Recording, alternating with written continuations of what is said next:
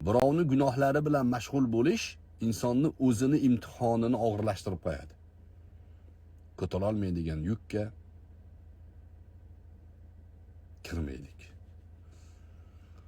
O'zinglarni ehtiyot qilinglar. Xo'p, bu siroj, uni atrofidagilar ko'zinglarni ochinglar. Nahs ishga aralashdinglar, nahsning kasofati urdi hammanglarga. Tavba qiladigan fursat. Xudodan qo'rqlaring. Qonuniy asosga aralashayotganimiz yo'q. Hali hanuzgacha aytyapmizki, qonuniy asosni O'zbekistonda huquq ishlayapti. Uni javobini albatta berishadi. Qonun ustuvor ta'minlashimiz kerak buni. Lekin Xudodan qo'rqish masalasini bir chetga otib bo'lmaydi. Bir chetga otib yuboravermaylik.